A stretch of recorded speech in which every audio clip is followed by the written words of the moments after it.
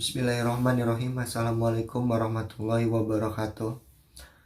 Kami dari kelompok 3 akan mempresentasikan hasil kerja kelompok kami yang berjudul Unsur-unsur pokok dalam mazhab Syafi'i Al-Qiyas yang disusun oleh Ade Julia Rahmawati, saya sendiri Muhammad Furqan Al-Faini, Salman Nur Salsabila, dan Dina Fitriana. Sejarah perkembangan mazhab Syafi'i. Pemikiran mazhab ini diawali oleh Muhammad bin Idris Asy-Syafi'i atau yang lebih dikenal dengan Imam Syafi'i yang hidup pada zaman pertengahan antara Ahlul Hadis cenderung berpegang pada teks hadis dan Ahlul Ra'i cenderung berpegang pada akal fikiran atau ijtihad. Imam Syafi'i belajar kepada Imam Malik sebagai tokoh Ahlul Hadis dan Imam Muhammad bin Hasan As-Syaibani sebagai tokoh Ahlul Ra'i yang juga murid Imam Abu Hanifah. Saat berumur 20 tahun, Imam Syafi'i pergi ke Madinah dan belajar fikih dari Imam Malik dan menyertainya hingga Imam Malik wafat pada tahun 179 Hijriah. Kemudian Imam Syafi'i pergi ke Yaman. Di sana ia bertemu dengan Umar bin Abu Salamah yang merupakan murid dari Imam Al-Auza'i dan belajar darinya fikih syekhnya. Imam Syafi'i juga belajar fikih pada Yahya bin Husain yang merupakan murid dari Al-Lais bin Sa'ad yang merupakan seorang ulama dari ilmu fikih di Mesir. Pada tahun 184 Hijriah, Imam Syafi'i didatangkan ke Baghdad karena dituduh menentang Daulah Abbasiyah, namun ia terbebas dari tuduhan tersebut.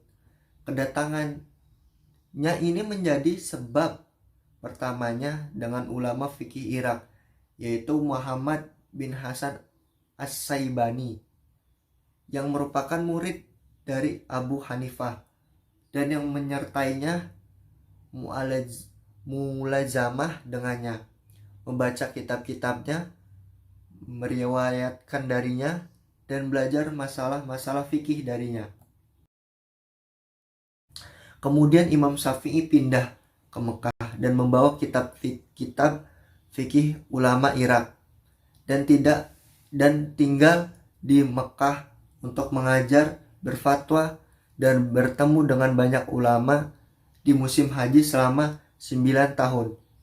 Demikianlah ia menghimpun pada dirinya fikih Hijaz dan fikih Irak dan mengkaji perkembangan terakhir fikih dan mempelajari secara teliti dan tekun.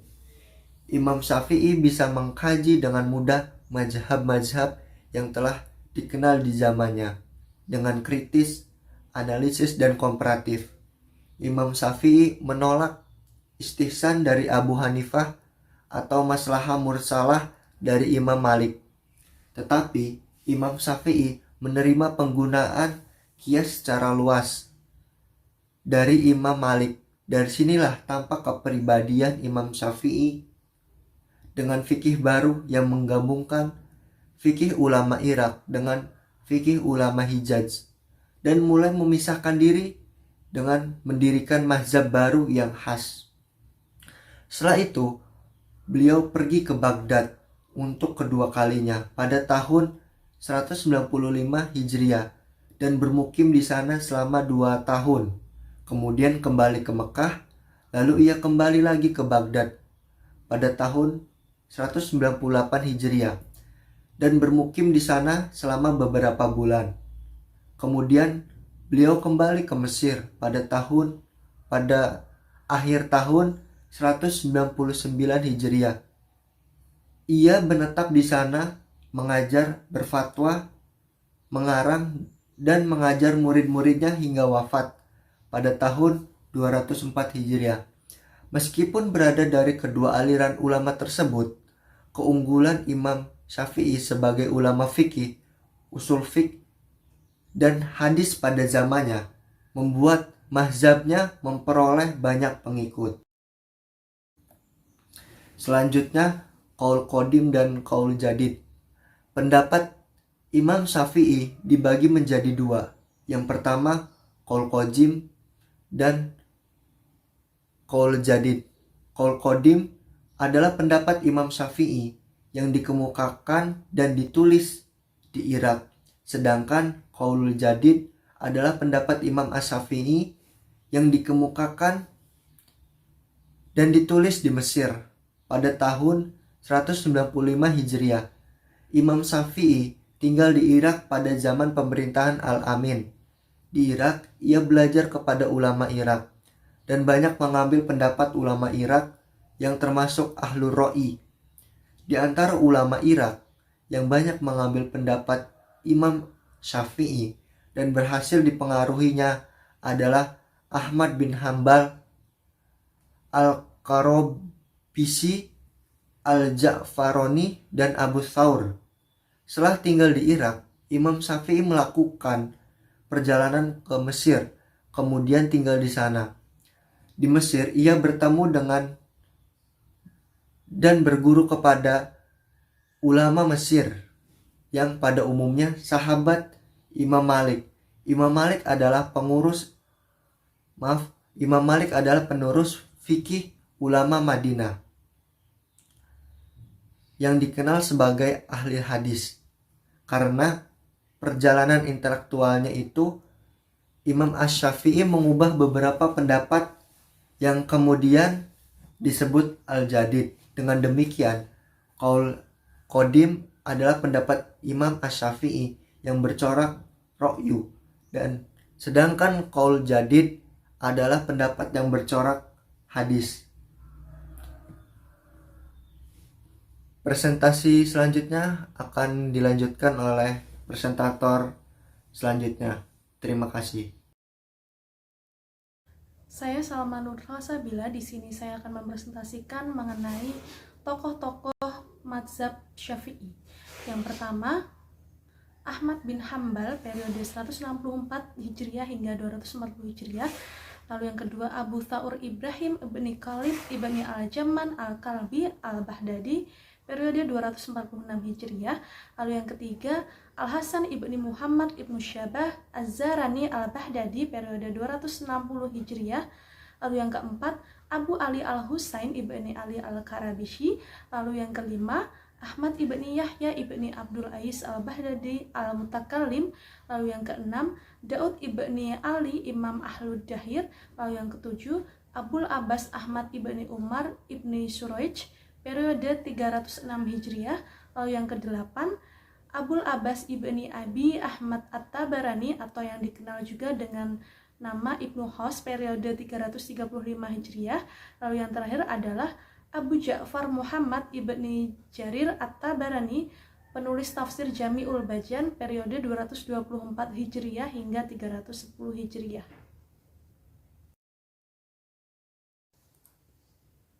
Selanjutnya mengenai kitab-kitab pada mazhab Syafi'i. Jadi kitab-kitab fikih pada mazhab Syafi'i itu jumlahnya sangat banyak sekali. Hal ini menunjukkan keseriusan para ulama Syafi'iyah dalam mengkaji ilmu fikih mazhab Syafi'i dengan analisa yang kuat. Berikut ini merupakan kitab-kitab mazhab Syafi'i yang tersohor antara lain. Yang pertama, Al-Mukhtasarul Kabir. Yang kedua, Al-Mukhtasyarus Syagir. Lalu yang ketiga, Al-Faraid karya Al-Buwaiti. Lalu yang keempat, Al-Jami'ul Kabir. Yang kelima, Al-Jamilus Syagir karya Al-Muzammi Al-Mabsud. Lalu yang keenam, Al-Mukhtasar karya Harmalah Al-Mushri. Lalu yang ketujuh, Al-Fusyul karya Ibnu Ishaq Al-Mawarzi. Lalu yang terakhir adalah Al-Bajan karya Asy-Syairafi. Metode istibat ada 4. Yang pertama Al-Quran, yang kedua Sunnatul Rasul, yang ketiga Ijma, yang keempat Qiyas. Pertama, saya akan menjelaskan Al-Quran. Tafsir secara lahirlah selama sebelum ada dalil yang menegaskan bahwa yang dimaksud bukan lahiriahnya. Imam Syafi'i pertama sekali selalu mencari alasan dari Al-Quran dalam menetapkan hukum Islam. Yang kedua, sunnatur rasul. Sunnah dari Rasulullah kemudian digunakan jika tidak ditemukan rujukan dari Al-Quran. Imam Syafi'i mempertahankan hadis ahad selama parawinya, kepercayaan, kokoh ingatan dan bersambung sanadnya kepada Rasul. Beliau tidak mensyaratkan selain daripada itu, lantaran itulah beliau dipandang pembela hadis. Beliau menyamakan sunnah yang sahih dengan Al-Quran, dan maka dari itu Imam Syafi'i dijuluki Nasir as-Sunnah, pembela sunnah Nabi.